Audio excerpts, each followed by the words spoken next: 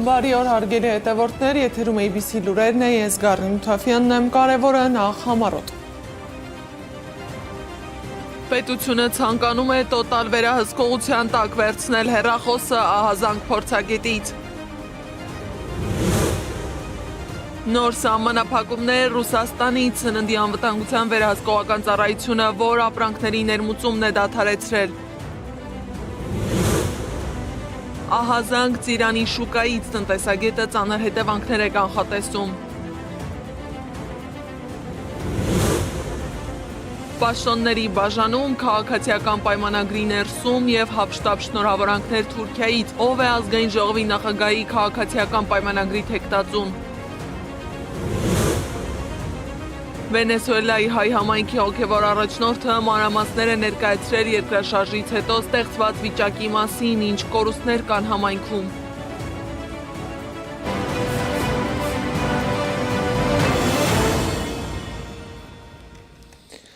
Հերթական սահմանափակումը ռուսական շուկայում սննդի անվտանգության վերահսկողական ծառայությունը հայտարարել է, որ ընդլայնել է Հայաստանի ձկնորսական ապրանքների ներմուծման սահմանափակումները, ժամանակավորապես կասեցնելով ևս երկու հայկական ընկերությունների արտադրանքի հավաստագրումը մինչև նախկինում հայտնաբերված խախտումների վերացումը։ Սա փաստացի դադարեցնում է Հայաստանի ձկնորսական ապրանքների բոլոր ներմուծումները։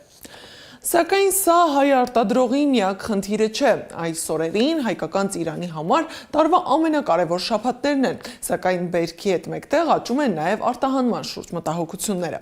Մինչ կառավարությունը ներկայացնում է արտահանման դրական ցուցանիշներ, մասնագետները հիշեցնում են, Հայաստանի ծիրանը շարունակում է մեծապես կախված մնալ միայն մեկ հիմնական շուկայից։ Եթե այդ ուղղությամբ կրկին խոչընդոտներ առաջանան, խնդիրը կարող է վերաբերել ոչ միայն այս տարվա բերքին, այլև հազարավոր գյուղացիական տնտեսությունների եկամուտներին։ Մանրամասները ռեպորտաժում։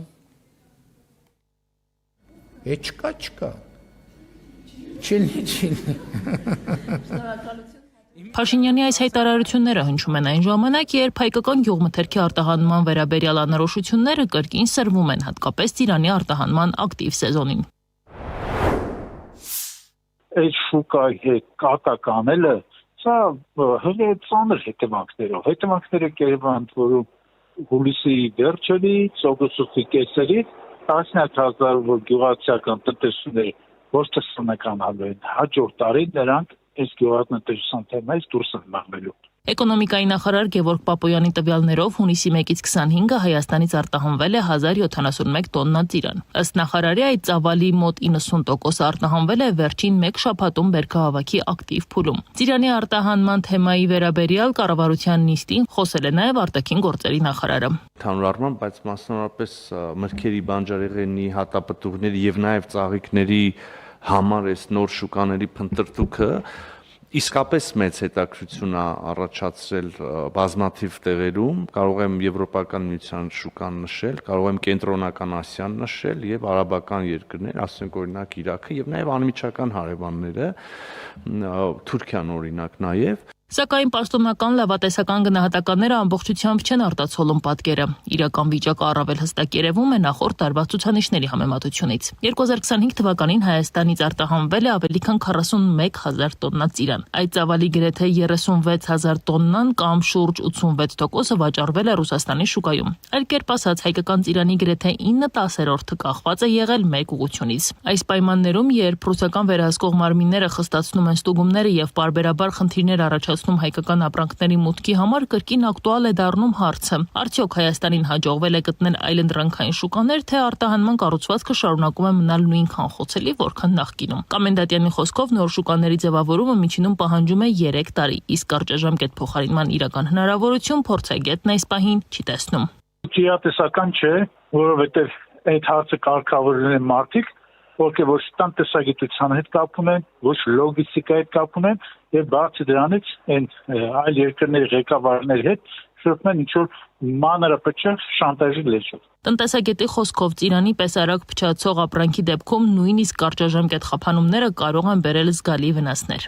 Մոտավոր հաշվարկով, ասեմ, անցյալ տարի 2.5 միլիարդի արտահանում է եղել, դա մեջ մոտավորապես 600 միլիոնի կարգի արտահանվել է ծիրան, պատկերացրեք, որ ամբողջը հիմա չկա։ Տարիներ շարունակ իշխանությունները խոսում էին արտահանման դիվերսիֆիկացիայի, նոր շուկաների որոնման եւ մեկ ուղղությունից կախվածության նվազեցման մասին։ Սակայն այսօր Ծիրանի այգիներում քննարկում են ոչ թե նոր հնարավորությունները, այլ հին շուկայի փակվող դռները։ Գյուղացիներն էլ արդեն կես կատակու, կես հեգնանքով են խոսում, որ այս տարի արտահանելու ծիրան էլ չկա, անձրևի հետևանքով ու բնության չար խաղն է։ Բայց գյուղատնտեսության խնդիրները սովորաբար ունեն շատ ավելի իրական պատճառներ եւ շատ կոնկրետ պատասխանատուներ։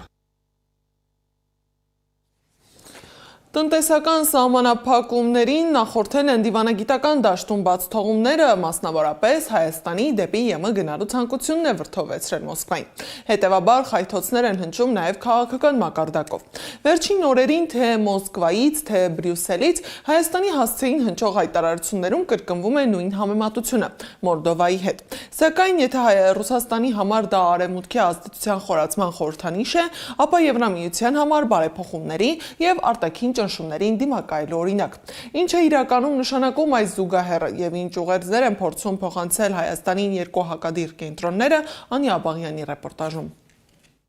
Հայաստանը, Մոլդովան եւ Ուկրաինան մեկ շարքում։ Ռուսաստանի անվտանգության խորհրդի փոխնախագահ Դմիտրի Մեդվեդևը Սանկտ Պետերբուրգի միջազգային իրավական ֆորումում հայտարարեց, որ այս երկրները շարժվում են նույն ճանապարհով, նրանց իշխանություններին անվանելով արևմուտքի քաղաքականությունը սպասարկող խամաճիկ ռեժիմներ։ ԽՍՀՄ-ի փլուզումից հետո ՆԱՏՕ-ն Ռուսաստանի դեմ իր գործողություններում որպես հարվածային գործիք օգտագործում է մարիոնետ ռեժիմներին։ Այդպես եղավ Վրաստանի դեպքում, այդպես եղավ Ուկրաինայի դեպքում, երբ այդ երկիրը 2014 թվականին վերածվեց ռուսափյատության օջախի։ Նույնը հիմա կատարվում է Մոլդովայի եւ նույնիսկ ցավոք Հայաստանի հետ։ Հայաստանին Մոլդովայի հետ հաճախ է համեմատում նաև Եվրոպական միության արտաքին գործերի եւ անվտանգության քաղաքականության հարցերով բարձր ներկայացուցիչ Կայա Կալասը։ Նշում, լավ կլինի, որ Հայաստանն էլ գործարկի նույն էներգետիկ քաղաքականությունը։ Նախընտրական փուլում էլ հայտարարում էր նույն պայքարը հիբրիդային պատերազմի դեմ։ Կալասի նմանատիպ հայտարարություններից մեկը դեռ 2025 թվականի դեկտեմբերին էր հնչել։ Ռուսաստանն ու իր արբանյակներն ապատեղեկատվական արշավներ են իրականացնում Հայաստանում խորհրդարանական ընտրություններին ընդառաջ։ Մենք տեսնում ենք նույն ցանցերը, որոնք օգտագործվել են Մոլդովայում, այսինքն սցենարը նույնն է։ Եվրամիության ֆինանսավորումը կօգնի հայտնաբերել եւ արձագանքել նման ազդեցություններին։ Ինչու են աշխարհաքաղաքական երկու խոշոր կենտրոններ Հայաստանը համեմատում Մոլդովայի հետ, որոնք են դրական ու բացասական կողմերը։ Իշխող ուժից մեկնաբանություն ստանալ չհաջողվեց։ Քաղաքացիական պայմանագիր խմբակցության պատգամավորների հետ չկարողացանք խոսել։ Քաղաքական վերլուծաբան Արման Աբովյանի խոսքով Հայաստանը երկու առանցքային հայտարարություն է արել՝ շարժում դեպի Եվրամիություն եւ բանակի արդիականացում, ՔՊ-ի որակմամբ ՆԱՏՕ-ի ստանդարտներով։ Դա նշանակում է, որ Հայաստանը, ճիշտ իշխանությունները Հայաստանի ըստ էության ընտրել են երկրի կազմաքանդման կամ ապամոնտաժման այն տեսլականը, որը մենք դիտում ենք այսօր Ուկրաինան չեմ ուզում ծայրահեղություն, այնտեղ ներսլավոնական նաև խնդիրներ կան, բայց օրինակ եթե Մոլդովան վերցնում են գրեթե մեկին մեկը։ Այստեղ պետք է շեշտել հետևյալը, որ շատ հետաքրքիր մի ասացված կա հայերեն, ոչ մեկին չեմ ակնարկում, բայց այնուամենայնիվ սատանի մայլեն քանդրբազություն չեն անում։ Հայաստանը գերտերությունների բախման վայր է դարձնում գործող իշխանությունը, նշում է Աբովյանը։ Մոլդովայի նախագահն Մայա Սանդուն ասում է հետևյալը, որ իրենք չեն կարողանում դիմակայել վտանգներին հյուսիսից, ակնարկելով Ռուսաստանին եւ այդ պատճառով պետք է ապամոնտաժեն եւ կազմաքանդեն Մոլդովան եւ Մոլդովան պետք է մտնի Ռումինիայի կազմ։ Ռումինիայում իր հերթին ռումինական պարլամենտում կուսակցություններից մեկը օրինագիծ է բերել, որը արդեն իսկ ընդունվել է, համաձայն որի Ռումինիայի ղեկավարությունը սկսում է գործընթաց Մոլդովային կլանելու։ Ընդ որում այս process-ը ինքը զուգահեռ երկու կողմից էլ գնում է, իշխանությունների մասին է խոսքը գնում։ Եվ այսօր տեսնում ենք, որ ընտրությանը հաղթած Մոլդովայում ղեկավարը, որը հաղթել էր հակառուսական եւ ռուսոֆոբական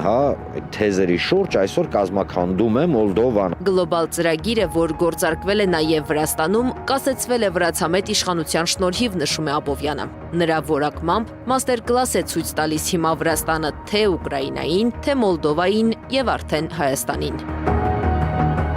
Քաղաքական վերլուծաբանի խոսքով Մոսկվան Հայաստանի արտաքին քաղաքական վերջին քայլերը շարունակում է դիտարկել ոչ թե առանձին որոշումների, այլ տարածաշրջանում արևմուտքի ազդեցության ընդլայնման ընդհանուր գործընթացի շրջանակում։ Այս ռետորաբանությունը կմնա միայն քաղաքական հայտարարությունների մակարդակում, թե կվերածվի ավելի կոնկրետ քայլերի, ցույց կտան հայ-ռուսական հարաբերությունների առաջիկա զարգացումները։ Անիա Բախյան, Էդիկ Մալաքյան, Աշոտ Բարբարյան, ABC Media։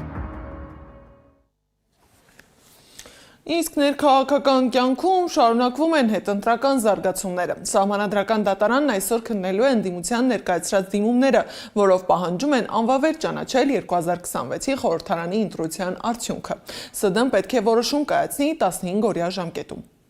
Կնայտ է բոլորի աչքի առջև է եղել թե ատելության խոսքը, թե վարչական ռեսուրսի չարաշահումը, թե ընդհանրապես կենտրոնական ընտրական հանձնաժողովի անկախության իսպառ դեֆիցիտը։ Պատկերացրեք, մենք խոսում ենք ընտրական գործընթացի երկու կարևորագույն մարմինների մասին, մեկը կենտրոնական ընտրական հանձնաժողով, մյուսը սահմանադրական դատարան, երկուսն է անկախության լրջագույն խնդիրներ ունեն։ Լրջագույն։ Ի վերջո հաշվի առեք, սահմանադրական դատարանի դատավոր է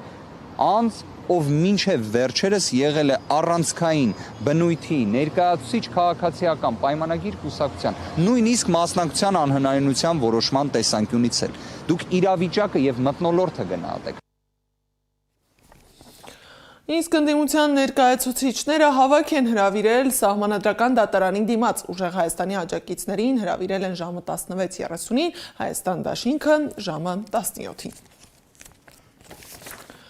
Մինչ ընդդիմությունը վիճարկում է ընտրության արդյունքը, քաղաքացիական պայմանագիրը սկսել է պաշտոնները բաժանել։ Նիկոլ Փաշինյանը հայտարարել է, որ ազգային ժողովի նախագահի թեկնածու են ընտրել Ռուբեն Ռուբինյանին։ Քաղաքացիական պայմանագիր կուսակցության վարչության նիստից հետո լրագրողների հետ զրույցում Ռուբեն Ռուբինյանն ասել է, որ չի կարող ասել սպասելի էր թե անսպասելի, բայց շոյված է արդյունքից։ Մեր վարչության ընթացակարգերը տարբեր պաշտոններում կամ տարբեր որոշումներ կայացնելիս միշտ շատ նման են, այսինքն տեխնատուները ելույթներ են ունենում, հնչում են հարցեր, հետո եզրափակիչ ելույթներ են լինում եւ հետո քվեարկություններ լինում։ Կոնկրետ այս դեպքում բոլոր տեխնատուները ներկայացրել են իրենց տեսլականը կամ իրենց առավելություններն են փորձել ընդգծել եւ գրանցվել է Թուրքիա-Հայաստան հարաբերությունների հարցերի վերաբերյալ Թուրքիայի հատուկ ներկայացուցիչ Սերդար Քլեչը գրառում է արել X սոցցանցում, շնորհավորելով Ռուբեն Ռուբինյանին ազգային ժողովի նախագահի թեկնածուի պաշտոնում ընտրվելու կապակցությամբ, չնայած նրան, որ ազգային ժողովի նախագահի ընտրություն դեռևս տեղի չի ունեցել։ Իսկ Վահագն Ալեքսանյանն ասել է, որ հավակնում է լինել ազգային ժողովի փոխնախագահ եւ արդեն առաջադրվել է։ Պետությունը ցանկանում է տոտալ վերահսկողության տակ վերցնել քաղաքացիների հեռախոսները։ Փորձագետն է ահազանգ հնչեցնում։ Կառավարությունը հավանություն է տվել մի նախագծի, որով նախատեսվում է ներդնել IMEI կոդերի միասնական շտեմարան։ Թվային անվտանգության եւ մեդիայի խորհրդատու Արթուր Պապյանի խոսքով առաջին հայացքից հնչում է տեխնիկական ու անմեղ պայքար ստվերի դեմ։ Հեռախոսների գողության կանխում, սակայն լուրջ մտահոգությունների տեղիք է տալիս։ Ստեղծվելու է մի հսկա բազա, որտեղ կապվելու են ձեր անձնագիրն ու անձնական տվյալները, ձեր հեռախոսի կոդը եւ ձեր բոլոր SIM, eSIM քարտերը։ Սա պարզապես հարկային գործիք չէ, սա պետությանը հնարավորություն է տալիս ցանկացած պահի տեսնել, թե ով որ սարքով եւ երբ է ակտիվանում ցանցում։ Նախագծում կա վտանգավոր մի կետ, ադմինիստրատորը կարող է այս բազայի տվյալներով թվային այլ ծառայություններ մատուցել պետական ու տեղական մարմիններին կամ նույնիսկ մասնավոր ընկերություններին։ Այսինքն տվյալները, որոնք հավաքվում են իբր մաքսանենգության դեմ պայքարի համար, վաղը կարող են օգտագործվել բոլորովին այլ մեզ անհայտ նպատակներով։ Մեկ տեղում ամբողջ հանրապետության հեռախոսների ու քաղաքացիների տվյալների կենտրոնացումը երազանք է ցանկացած կիբերհանցագործի համար։ Եթե այս բազան կոտրվի, իսկ անխոցելի համակարգեր չկան, յուրաքանչյուրիս անվտանգությունը կդրվի հարվածի տակ։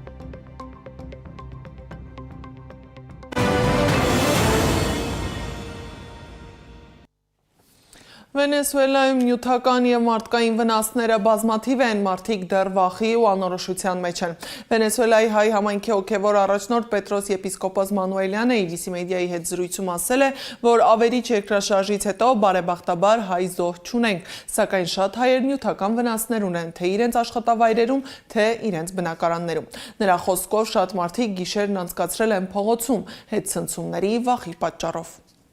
Իսկ օգնության դերեր դրամատրած են, որովհետեւ օգնություններ դրամատրվին, տարբեր զանազան երկիրներ արդեն օգնություն կգրգեն դեպի Վենեսուելա, եւ այս վայրի ուղղությամբ նաեւ հայկական համայնքի անունով հայկական ակումբներ դարձյալ օգնության հայտարարություն տարածած են, որոնք կուզեն օգտակար դառնալ իրեր բերել այստեղ հավաքագրվին եւ բաժնվի ժողովուրդը։ Նախագահի գլխավոր խորհրդական Մեհմեդ Ուչումը հայտնել է, որ Թուրքիայի գործող նախագահ Ռեջեփ Թայիփ Էրդողանը հնարավորություն կունենա առաջադրվելու երկրի նախագահի պաշտոնում 2028 թվականին օգտվելով սահմանադրությամբ նախատեսված բացառությունից։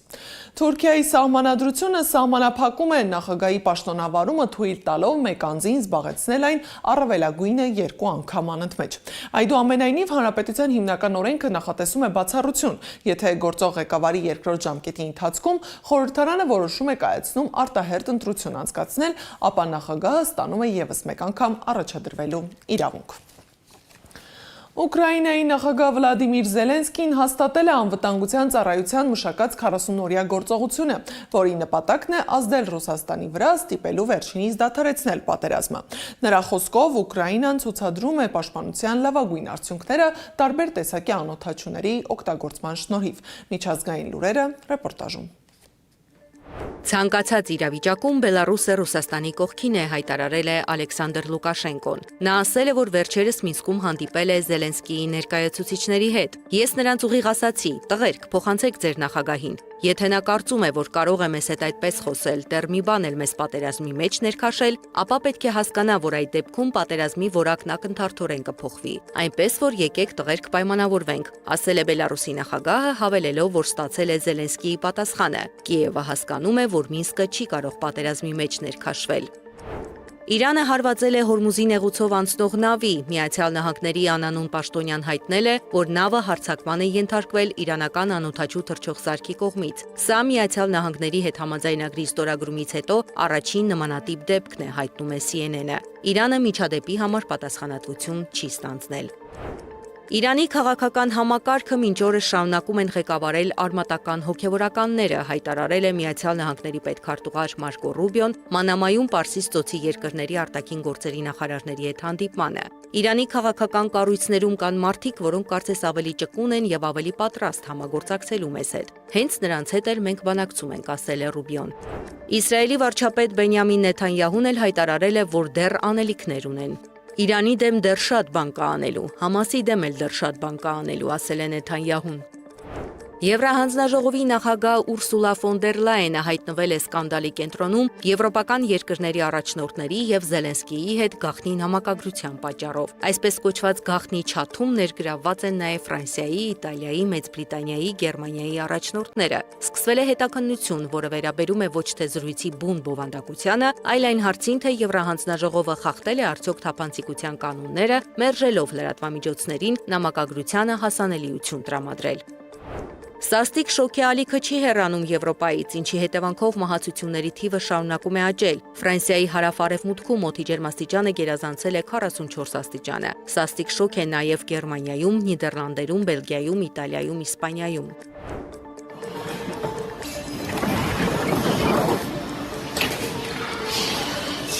Վենեսուելայում 38 վայրկյան տարբերությամբ տեղի ունեցած երկու ուժգին երկրաշարժի զոհերի թիվը հասել է ավելի քան 200-ի, տուժածների թիվն ավելի քան 4000 է, կան հազարավոր անհետ կորածներ։ Ամենաշատ վնասը կրել է Կարիբյան ծովի ափին գտնվող Վարգաս նահանգի Լա Գուայրա քաղաքը։ Նշվում է, որ այս երկրաշարժը վերջին 100 տարվա ընթացքում ամենաուժեղն էր երկրում, հայտարարվել է արտակարգ դրություն։ Չինաստանում ուժեղ անձրևներից հետո հեղեղումներ են։